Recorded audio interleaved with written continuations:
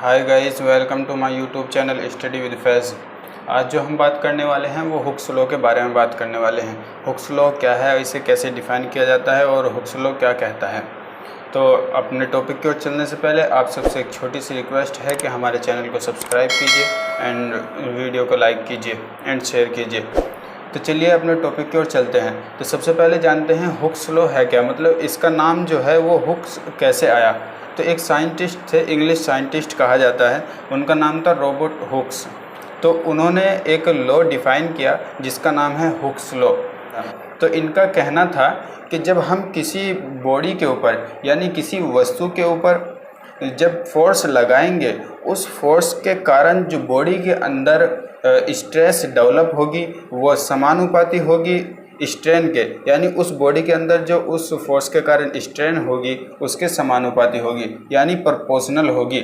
उस बॉडी किसी बॉडी के ऊपर फोर्स लगाने के बाद उसके अंदर जो स्ट्रेस डेवलप होगी वो स्ट्रेस प्रोपोर्शनल होगी स्ट्रेन के, जो उस बॉडी के अंदर उस फोर्स के कारण होगी। तो सबसे पहले हुक्स लॉ को जानने से पहले ये समझते हैं कि स्ट्रेस क्या है और स्ट्रेन क्या है। ये मैं पहले भी बता चुका हूँ, एक बार फिर से बता देता हूँ। तो देखिए, ये कोई एक बॉडी है, ये एक बॉडी है और इस बॉडी के ऊपर हमने कोई लोड नहीं लगाया। तो इस बॉडी, ये जो बॉडी है ये कोई छोटे छोटे पार्टिकल से मिलकर बनी होगी। तो मान लीजिए ये कोई छोटे छोटे पार्टिकल ऐसे हैं, यहाँ होंगे, यहाँ होंगे, यहाँ, ये ऐसे बहुत सारे पार्टिकल होंगे, कहीं भी हो सकते हैं, कैसे भी हो सकते हैं। ये एक मैं समझाने के लिए आपको बता रहा हूँ। तो ऐसे ही अब हमने इसके ऊपर लोड नहीं लगाया, अब हम इसके ऊपर लोड लगा देते हैं, यानी इसके ऊपर फोर्स लगा देते हैं। ये हमने एक और बॉडी ली, ये वाली बॉडी, और इस बॉडी के ऊपर हमने फोर्स लगाया। तो ये बॉडी जो है, फोर्स लगाने के बाद, ये हमने फोर्स लगाया इसके ऊपर, फोर्स लगाने के बाद ये बॉडी, इसकी जो लेंथ थी वो L थी और इसकी लेंथ में चेंजेस आया, यानी हमने इस बॉडी को यहाँ से पकड़कर ऐसे फोर्स लगाया और नीचे की ओर ऐसे खींच दिया। तो यहाँ से जब हमने ऐसे खींचा तो इसके अंदर जो ये पार्टिकल थे, यानी ये छोटे छोटे जो पार्टिकल थे, इसके अंदर जो ये छोटे छोटे पार्टिकल होंगे, इनकी जो डिस्टेंस है वो भी बढ़ गई होगी, यानी ये दूर दूर चले गए होंगे, इनकी जो डिस्टेंस है ये बढ़ गई होगी। जैसे ये पार्टिकल हैं, हमने इस बॉडी को यहाँ से खींचा तो जैसे ही इसकी लेंथ ऐसे बढ़ी, यानी ये पार्टिकल भी आपस में ऐसे खींचने शुरू हुए, तो ये पार्टिकल भी ऐसे दूर दूर चले गए। और दूर दूर जाने के बाद क्या होगा, ये पार्टिकल जब दूर जा रहे होंगे एक दूसरे से, तो ये क्या कर रहे होंगे, ये एक दूसरे को पकड़ के ऐसे खींच रहे होंगे, यानी ये पार्टिकल इसे खींच रहा होगा, ये पार्टिकल इसे खींच रहा होगा, यानी ये एक दूसरे का विरोध कर रहे होंगे, ये एक दूसरे को जाने नहीं दे रहे होंगे। तो इसके अंदर एक फोर्स डेवलप होता है जिसे बोलते हैं हम यहाँ, ये मतलब ये पार्टिकल इस पार्टिकल को अपनी ओर खींच रहा है, ये पार्टिकल इस पार्टिकल को अपनी ओर खींच रहा है, ये एक दूसरे को जाने नहीं दे रहे। तो इनके अंदर एक फोर्स डेवलप होता है जिसे बोलते हैं रेजिस्टेंस फोर्स, इसे इंटरनल रेजिस्टेंस फोर्स भी कहते हैं। तो ये जो फोर्स है, इस फोर्स को अगर हम पर यूनिट एरिया से डिवाइड कर दें, यानी जो फोर्स हमने बाहर से, जो एक्सटर्नल फोर्स है ये बाहर से हमने लगाया, जितने एरिए पर हमने ये फोर्स लगाया अगर उससे हम डिवाइड कर दें तो यहाँ से हमारी निकल के आती है स्ट्रेस। तो इसे हम यहाँ लिख सकते हैं R/A, ये स्ट्रेस हुई। यानी इस फोर्स के कारण जो हमारा इसके अंदर इंटरनल रेजिस्टेंस फोर्स हुआ, उसे पर यूनिट एरिया से अगर हम डिवाइड कर दें तो हमारी स्ट्रेस निकल के आती है। और अब हम स्ट्रेन की बात कर लेते हैं। तो देखिए, हमने फोर्स लगाया इसके ऊपर, पहले बॉडी हमारी नॉर्मल बॉडी थी, अब हमने इसके ऊपर फोर्स लगाया। तो जब ये फोर्स लगाया तो इसके अंदर चेंजेस आए, मान लीजिए चेंजेस ΔL है जो हमारे चेंजेस आए। तो ये जो हमारा चेंजेस आया तो इसको बोलते हैं हम चेंजिंग लेंथ। तो जो हमारी स्ट्रेन है, यानी इस फोर्स के कारण इस बॉडी के अंदर चेंज आया, तो जो हमारी स्ट्रेन है वो स्ट्रेन जो होती है वो ΔL/ओरिजिनल L, यानी changing length upon original length होती है जो स्ट्रेन होती है। यानी इस फोर्स के कारण इस बॉडी के अंदर जो चेंजेस आए, उस चेंजेस में जो ΔL लेंथ में चेंज आया अपॉन ओरिजिनल L जो हमारी पहले थी उसे रख देंगे, तो यहाँ से हमारी स्ट्रेन निकल के आती है। तो अब हुक्स लॉ क्या कहता है? अगर हम हुक्स लॉ की बात करें कि इस फोर्स के कारण इसके अंदर जो स्ट्रेस डेवलप हुई और स्ट्रेन डेवलप हुई, यानी जो चेंज इसके अंदर आए और इसके कारण फोर्स के कारण वे आपस में समानुपाती होंगे यानी प्रोपोर्शनल होंगे। तो हम यहाँ इसे लिख भी सकते हैं, जैसे स्ट्रेस समानुपाती होगा स्ट्रेन के। अब इसका मतलब क्या है? यानी स्ट्रेस समानुपाती है स्ट्रेन के, स्ट्रेस प्रोपोर्शनल है स्ट्रेन के। यानी इसका ये है, अगर हम स्ट्रेस को बढ़ाएंगे तो हमारी स्ट्रेन भी बढ़ेगी, और अगर हम स्ट्रेस को घटा दें, अगर हम स्ट्रेस को घटा दें तो हमारी स्ट्रेन को घटा दें तो हमारी स्ट्रेस भी घटेगी। यानी एक दूसरे के ऊपर डिपेंड है। जितना हम स्ट्रेस डेवलप करेंगे, यानी जितना हमारा स्ट्रेस होगा इतनी ही स्ट्रेन होगी, जितना स्ट्रेस बढ़ेगा उतना ही स्ट्रेन बढ़ेगी, इतना स्ट्रेस घटेगा उतना ही स्ट्रेन घटेगी। अब इसे एकदम प्रैक्टिकली देखते हैं हम। देखिए, हम स्प्रिंग लेते हैं, एक स्प्रिंग है, उसके ऊपर हमने जो स्प्रिंग है उसके ऊपर हमने लोड नहीं लगाया, उसे सिंपल ऐसे ही रखा। अब दूसरा स्प्रिंग लिया, वही स्प्रिंग लिया, उसके ऊपर हमने एक किलो न्यूटन का, 1 न्यूटन का फोर्स लगाया, तो उसके अंदर चेंजेस आए। यानी कोई स्प्रिंग था उसे ऐसे, और यहाँ हमने 1 न्यूटन का फोर्स लगाया, तो वो स्प्रिंग क्या होगा? पहले नॉर्मल पोजीशन में था, तो आप देख भी सकते हैं पहले नॉर्मल पोजीशन में है, और नॉर्मल पोजीशन से फिर वो स्प्रिंग जो है नीचे की ओर x डिस्टेंस पे नीचे की ओर चला गया, यानी उसकी जो लेंथ है वो x बढ़ गई।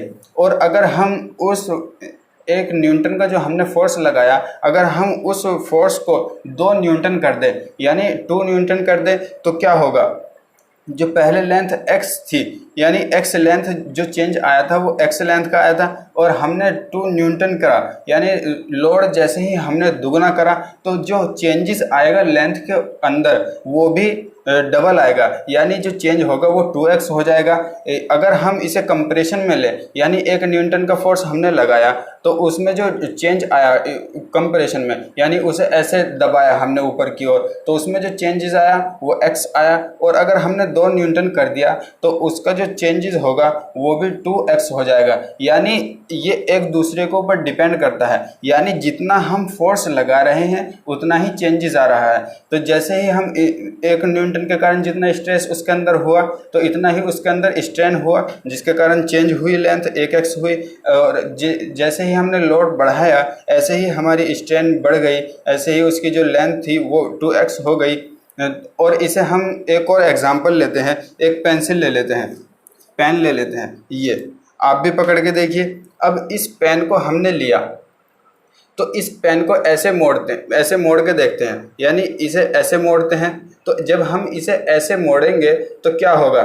जब ये इसे ऐसे मोड़ रहे होंगे तो इस फोर्स के, इस मोड़ने के कारण हमें थोड़ा सा फील हो रहा होगा, हल्का सा फील हो रहा होगा, ये जो पेंसिल है ये अपने आप ऊपर की ओर जाने की कोशिश कर रही होगी, यानी ये सीधी उसमें जाने की कोशिश कर रही होगी। तो इसे तो बोलते हैं हम स्ट्रेस।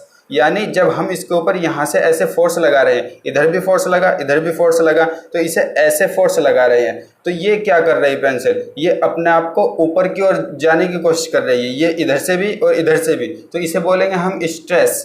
तो और अब हम इस फोर्स को और बढ़ा देते हैं, यानी इसे फोर्स को ऐसे और बढ़ा देते हैं, तो अब क्या होगा? इसके अंदर जो पेंसिल है, हम पेन है हमारी, इसके अंदर हमें इसकी बॉडी में चेंजेस नज़र आने शुरू होंगे। यानी इसे ऐसे बढ़ाएंगे तो इसकी बॉडी में जो चेंजेस आने शुरू होंगे, चेंजेस हमें दिखाई देने शुरू होंगे, यानी इसकी लेंथ में चेंज होगा, इसकी शेप में चेंज होगा, उसे जो है हम स्ट्रेन बोलेंगे। और इन दोनों का जो प्रोपोर्शनल होता है, यानी इससे यहाँ से हमें ये पता चलता है, अगर हम हुक्स लॉ के अकॉर्डिंग देखें कि जितना हम फोर्स लगा रहे हैं उसके अंदर इतना ही स्ट्रेन हो रहा है, यानी स्ट्रेन हो रहा है। जितना स्ट्रेस इसके अंदर डेवलप हुआ, यानी हमने इसे ऐसे लगाया तो इसके अंदर कुछ स्ट्रेस होगा, तो इतना ही इसके अंदर स्ट्रेन डेवलप हो रहा होगा, यानी इतनी ही शेप इसकी हमारी चेंज दिखाई दे रही है, इसकी लेंथ चेंज दिखाई दे रही है। और अगर हमने और बढ़ाया तो इसके अंदर स्ट्रेस बढ़ा तो स्ट्रेन भी बढ़ने लगा। तो ऐसे ही अगर हम देखें ये एक दूसरे के ऊपर डिपेंड करता है। तो अगर हम ये जो काम है हमारा, ये हमारा सिर्फ इलास्टिक लिमिट के अंदर करना है, यानी हमें विद इन इलास्टिक लिमिट चलना है। अगर हम इलास्टिक लिमिट पार कर जाते हैं यानी हम प्लास्टिक जोन में चले जाते हैं। अब प्लास्टिक क्या है हमारी, जब हम किसी चीज़ को प्लास्टिक जोन में, हम प्लास्टिक जो है उसको किसी शेप में ढाल देते हैं तो उस शेप से वो दोबारा रिकवर नहीं होती। प्लास्टिक जोन में जो शेप उसने ले ली वो उसी शेप की बनी रहती है, वो दोबारा रिकवर नहीं होती। अब ये देखिए पेंसिल है हमारी, हमने इसे ऐसे मोड़ा, ऐसे मोड़ने के बाद ये हमारी ऐसा कुछ कर्व बना, और अगर हम इसे ऐसे छोड़ दें तो ये अपने आप सीधी हो रही है। यानी हम इसके अंदर जो काम कर रहे हैं ये हम विद इन इलास्टिक लिमिट काम कर रहे हैं, हम प्लास्टिक जोन में नहीं जा रहे। अगर हम इसे प्लास्टिक जोन में ले जाएं, इसे ऐसे कर दें तो ये टूट भी सकती है और ये ऐसे हो सकती है। अगर ये ऐसे घूमने के बाद दोबारा अपनी पुरानी अवस्था में ना लौटे तो इसे बोलते हैं हम प्लास्टिक जोन, यानी प्लास्टिक लिमिट के अंदर पहुंच जाते हैं हम। तो हमें ये जो काम करना है ये हमें इलास्टिक लिमिट के अंदर काम करना है। और मैंने आपको इस एग्जांपल के ज़रिए समझाया कि हुक्स लॉ जो स्ट्रेस है वो स्ट्रेन के ऊपर कैसे डिपेंड रहती है। जितना हम स्ट्रेस इसके अंदर डेवलप करेंगे उतना ही इसके अंदर स्ट्रेन डेवलप होगा। तो अब हम इसे देख लेते हैं छोटा सा। देखिए यहाँ अगर हम स्ट्रेस इसे ऐसे लिखते हैं, स्ट्रेस को सिग्मा से डिनोट किया जाता है और स्ट्रेन को एप्सिलॉन से डिनोट किया जाता है। तो हमारा ये जो प्रोपोर्शनलिटी जो है हमारी, अगर हम इसे यहाँ से हटाएं तो यहाँ जो है इक्वलिटी लाएं तो यहाँ हमें एक कांस्टेंट लेना पड़ता है जिसे हम बोलते हैं ई, इसे कांस्टेंट भी बोलते हैं। और इस ई को कहा जाता है, इस ई को कहा जाता है मॉडुलस ऑफ इलास्टिसिटी। यानी ये ई जो है ये मॉडुलस ऑफ इलास्टिसिटी है। और अगर हम यहाँ से मॉडुलस ऑफ इलास्टिसिटी की वैल्यू निकालें तो यहाँ से ई हो जाएगा स्ट्रेस अपॉन स्ट्रेन के, और इनकी जो यूनिट होगी वो होगी न्यूटन प्रति मीटर स्क्वायर, यानी न्यूटन पर मीटर स्क्वायर। और अगर हम इस इक्वेशन का कंपैरिजन, यानी ये इक्वेशन आती कहाँ से है, ये ई हमने लिया कहाँ से है। अब हमने ये तो बता दिया कि यहाँ हमने एक कांस्टेंट लिया, लेकिन लिया क्यों है ये भी जानना हमारे लिए ज़रूरी है। तो इसके लिए भी मैं आपसे बता दूँ, हम एक वो लेते हैं स्ट्रेस स्ट्रेन डायग्राम, यानी स्ट्रेस स्ट्रेन जो ग्राफ है वो ले लेते हैं। यहाँ स्ट्रेन है, यहाँ स्ट्रेस है, तो इसके अंदर एक कर्व लीनियर लाइन बनती है ऐसे। यानी हम इसे इलास्टिक लिमिट यहाँ से हम मान लेते हैं, यहाँ तक हमारी इलास्टिक लिमिट है। ये जो पॉइंट है इस पॉइंट को हम प्रोपोर्शनल लिमिट भी बोलते हैं, प्रोपोर्शनलिटी भी बोलते हैं। यहाँ जो पॉइंट होता है हमें इसके अंदर ही काम करना है, यानी इसके अंदर ही हमें काम करना है। तो ये जो स्लोप होता है इसका, ये स्लोप होता है, इसे ई कहा जाता है। और ये स्लोप कैसे आया, अगर हम इसका comparison y is equal m x plus c से करें तो यहाँ देखते हैं हम c है और इस इक्वेशन में हमारे पास c नहीं है। तो इसका मतलब यहाँ हुआ जो हमारी इक्वेशन है यहाँ c की वैल्यू 0 है।